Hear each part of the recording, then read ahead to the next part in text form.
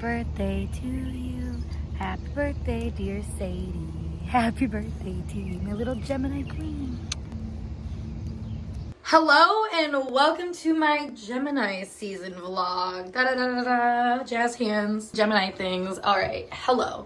So, first of all, it has taken me so long to get to this point of filming this video because I've just been up to so many shenanigans.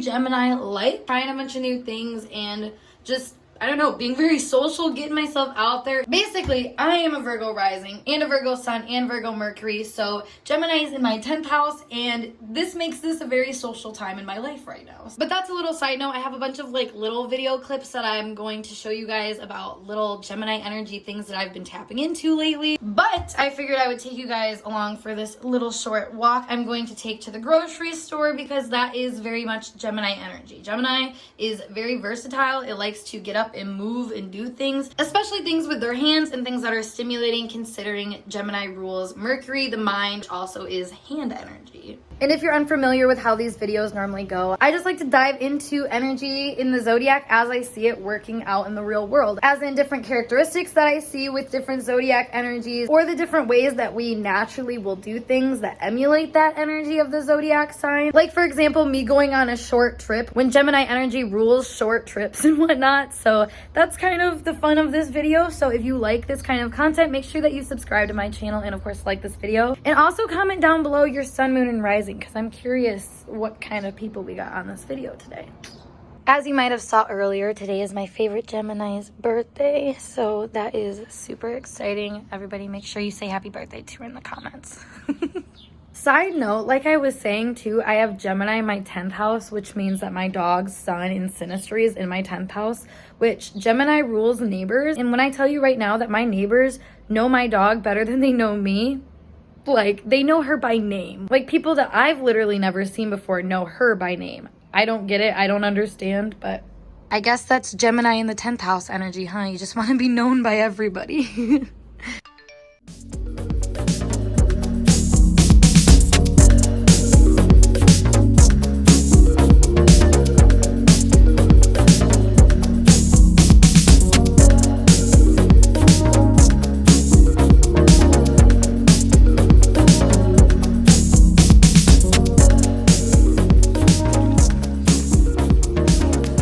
Grabbed a little bit more than I was expecting, I suppose. Struggle busing.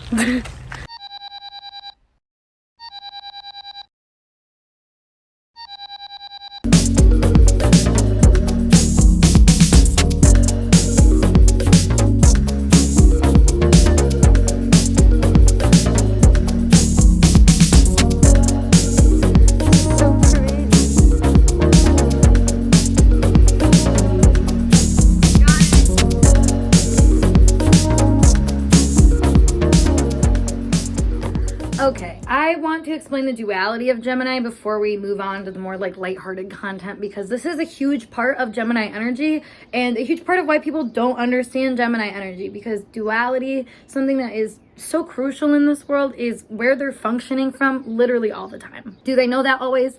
No. And that's the fun part about the duality, is that it can bounce on either end of the spectrum at any given point in time, and that's how we learn. Because fun fact, I've talked about this in other videos, in order to understand the full spectrum of anything, you're going to have to hit all of the different opposing points so you can build a spectrum in general, and that's essentially the energy of Gemini. Like I said, I have this energy in my 10th house, so you guys see me in this energy pretty much all the time, where I'm basically acting in these energies of giving you these small perspectives of something that overall builds a greater perspective.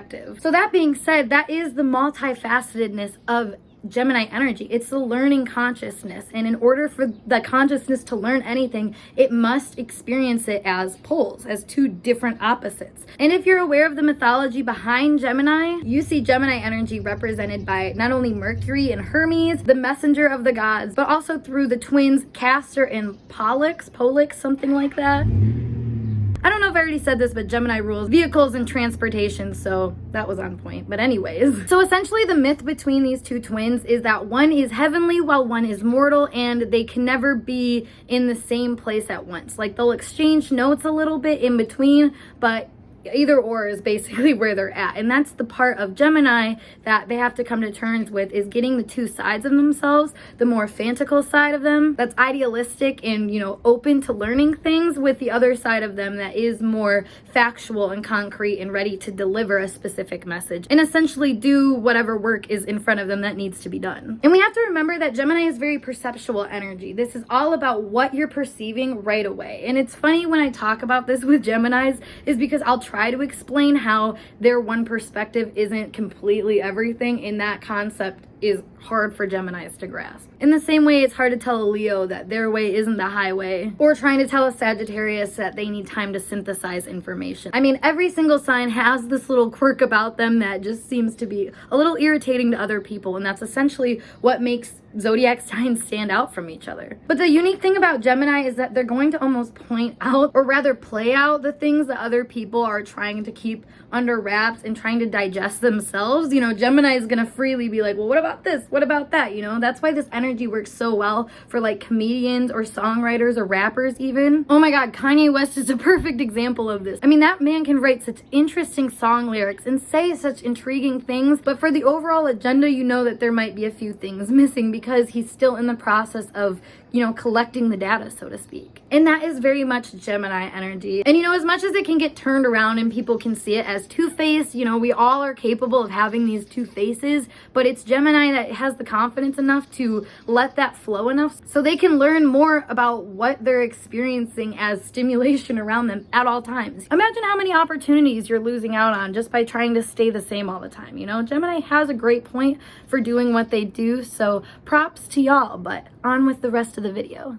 Me again. So I just wanted to show you guys my little setup here with all my little handy dandy doodads that I use for my birth chart readings, because it's very Gemini energy, the fact that I use like cards and I'm writing things down as well as talking about them. Like, that's very much tapping into the Gemini energy, as well as, you know, being able to teach other people things and show them a different perspective. That's pretty much what I do for my readings. But now we are moving on to me learning how to golf, which learning is also Gemini energy, like I was saying. So yeah, here's some very interesting attempts at me trying to hit a golf ball. But in my defense, I've had 2 eye surgeries because I have shitty depth perception, so do not come for me. I'm trying my best.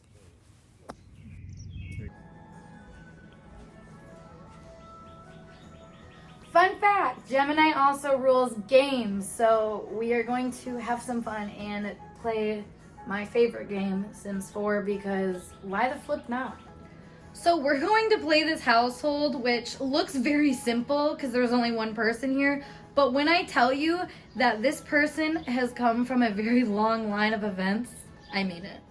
Even the family line isn't doing this justice because it just shows the mom who adopted her, and then it doesn't even take into account the fact that this whole other lady lived in this house, had a wife and a child in it, and they all died. So that's that.